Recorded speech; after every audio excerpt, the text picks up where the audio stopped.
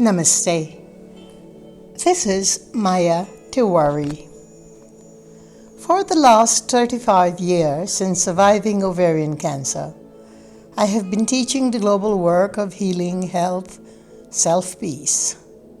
I am the founder of the Mired School of Ayurveda, first of its kind in North America. I'm also the director of the Mother Om mission, which brings Ayurveda and yoga education to at-risk communities in New York's inner cities, free of charge. I am a featured speaker for the Parliament of the World Religions and other major conferences. I have been promoting the cultivation of inner harmony and healing and the work of the Peace Mandala for the past almost 4 decades.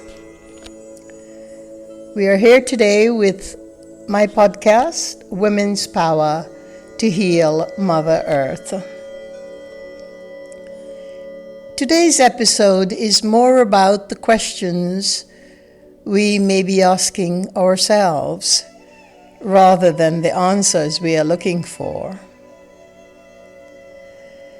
My questions come from being trained for the most part of my life in a gurukul, and that is a Sanskrit word that means, it could mean a monastery, but a Vedic monastery, but it means the stringent teachings of the Vedas. And when I say stringent, I mean in a disciplined environment of mind and heart and soul.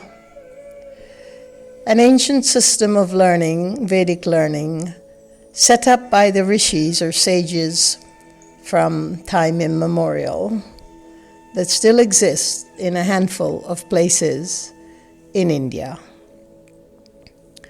It is not the formal academic education, although I've also had that training up to a certain level of college. But then when I pursued the American dream of becoming well-known, recognized, famous in the urban heart of New York City for being a fashion designer, I was also contributing and participating in the belief system that has been set up by the commercial entities of our modern era. I did not realize it then, being a young adult, that we were fastened to false patterns of behavior that are the direct result of the recreation of life itself. But I was fortunate in that I had cancer at an early age, and it rerouted my journey back to not only the motherland that is a physical place of India, of Bharat, but it rerouted my trajectory to going back to the wisdom of ancestors. Now, I am almost 70 years old. I have been teaching and practicing self-health and Ayurveda and Vedic wisdom for almost 4 decades, mostly in North America, but throughout the world as well. And the questions that I want to address today will hopefully resonate within each one of you, my listener, my tribe, and perhaps together, we can intuit, we can manifest and bring forth the change that we so need in our time. Mired in centuries of falsified history, we're fastened to false patterns of behavior that are the direct result of the recreation of life itself, and this has only occurred in the last few centuries. This malady has become the accepted norm of our culture, and it began with colonization in the era that we called Christianity, when European powers sought to exercise its egoistic avarice and sense of superiority by violently usurping all that was material to the earth.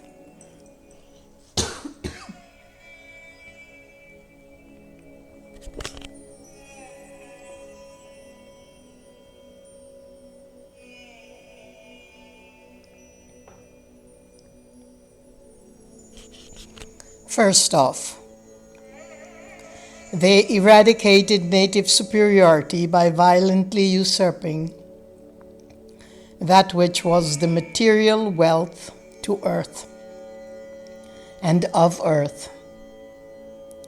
They eradicated native populations throughout the world, and in the process sought to destroy Mother Earth herself. Violence, savagery, murder, eradication of native lifeways that held the secrets to Mother Earth's wellness and sustenance, meaning its citizens as well. This multi-fanged impact of colonization upon civilization can be visualized thusly. We are squarely seated in a spiraling vortex, in a dark abyss, held by a cacophony of discordant sounds, where the soul of consciousness is being progressively stripped to the bare.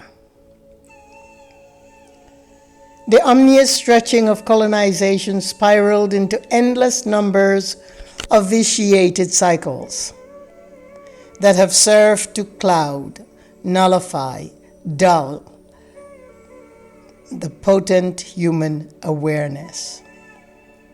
If we can say that there is one singular gift of humanity that is under attack and has been under attack since the onset of colonization, we can clearly put that as human awareness under siege.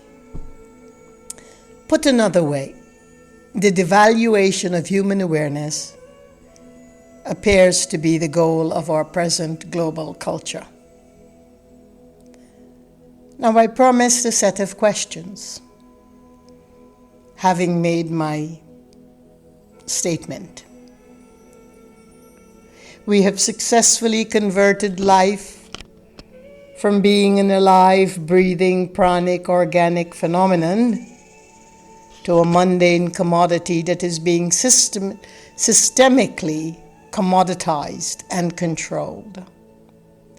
Put another way, the dulling of communal consciousness, or the killing of the individual awareness.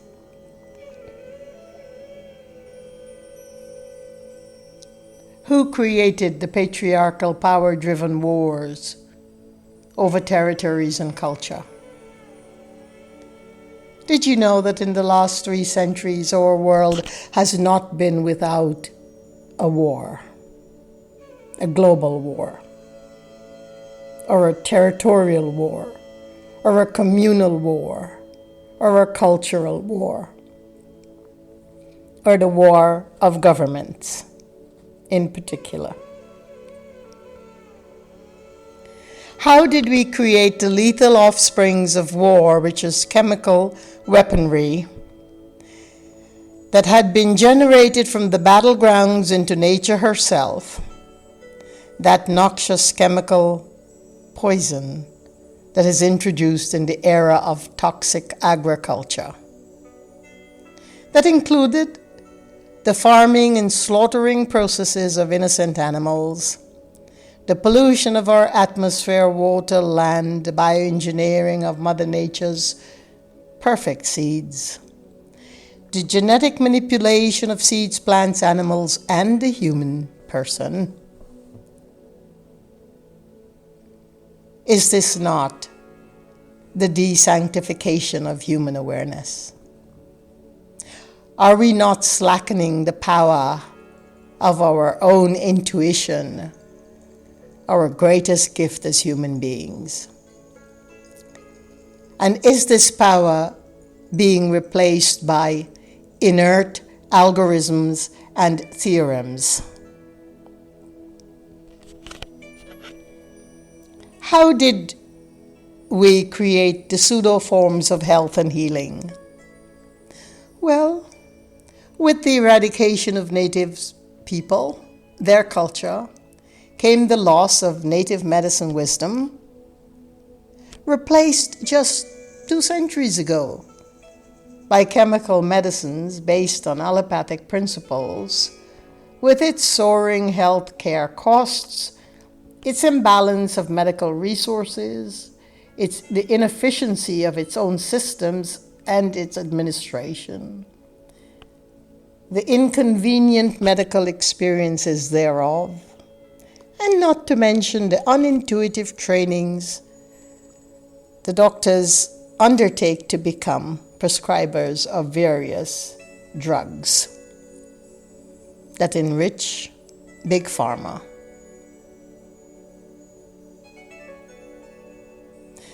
Now, modern medicine is distancing itself even farther away from the value of human life. It is diving deeper into the abyss of cutting-edge technologies in medicine under the delusion, or at least the hope, of cutting healthcare costs, of improving patient experience, hopefully their health as well, and their healthcare service quality. These new medical advances include, but are not limited to, genetic engineering, the Internet of Things, big data, artificial intelligence, and the 5G wireless transmission. Religions also became modernized as political weapons, shrouded in the doctrine of this false system. How then are we to trust what we have become? And that is the question. For centuries we have retrained, we have re-entrained our behavioral pattern from generation to generation to follow falsified history, its structures, its methodologies that have removed us farther and farther away from the sanctity of Mother Earth and the sanctity of our own personal awareness. Every science that we so applaud, every medical breakthrough that we so applaud, everything that has become the way of life in every country in our world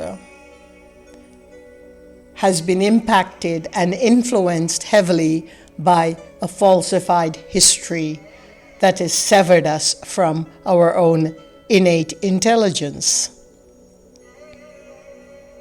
To the extent that we may remember some parts of history in terms of the victimization of native lands, native people, Mother Earth, organic anything, but it's still theory to us.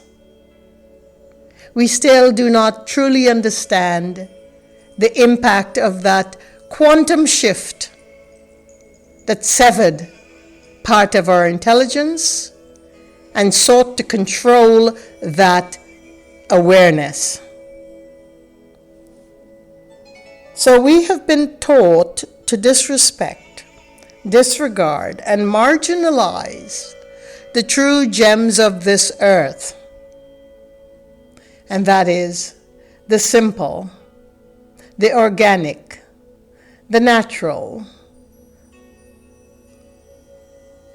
the cyclical, the seasonal, the lunar, the solar, the life waves that are controlled only by Mother Earth and will always be controlled only by Mother Earth, regardless of the degree of intrusion and usurping that we have successfully done upon her. We sing the mantra daily of being tied to Mother Earth and her beauty and reevaluating our use of resources and bringing back everything that is ecologically honest, humble, real, and pure. But we are a very long way from doing it because we are still using the old falsified veneers and structures and facades and veils and rationales, which we considered so illumined and so intelligent because it had been marketed thusly for you.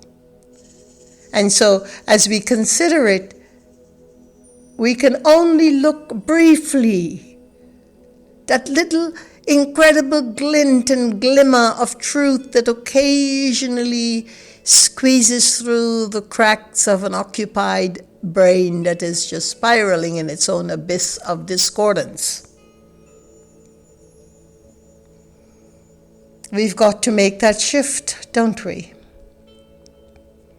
A shift back to the real history of our world. To simply take back the honor and the authority of Mother Earth herself and revere that incredible, luminous, divinely illuminating nature. That miracle, that miraculous, that phenomenal sense that we have replaced with something that is so inert. We must take back the phenomenon. And we must rid the false facades of delusions because they are based in the commodities where our lives and our world and our values have become commoditized to the material values only.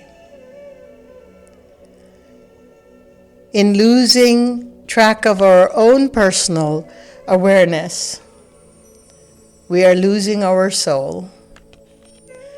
I watch and I see and I have experienced in the last while the brutalities of dehumanized people and their actions. And I can assure you, I don't even think that they know what is happening. But we are all at risk at losing the brilliance of our souls.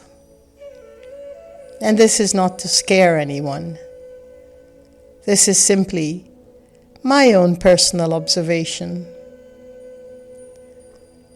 So we must take back the miracle that is Mother Nature, and therefore the miracle that is our own humanity of awareness, that sentient sense of being, of knowing what is of value and what is not, of letting go of the material pursuits that we are so attached to, of taking the chance to lead a simple, organic, and beauteous life within Mother Nature, of having food for one be food for all, of not participating and subscribing to the elitist movement of food and of wealth. There's nothing wrong with wealth.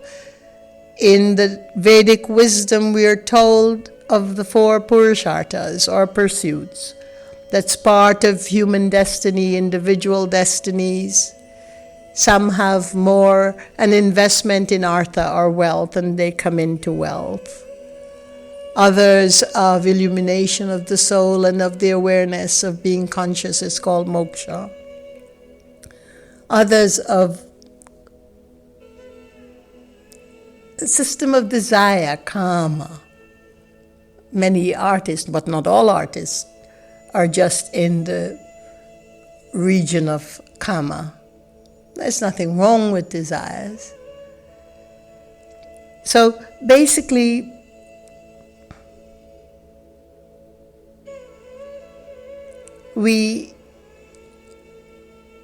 there is nothing wrong with wealth. There is nothing wrong with being a farmer. There's nothing wrong with being a doctor. There's nothing wrong with being a teacher. There's nothing wrong with being a simple person who just lives on the earth.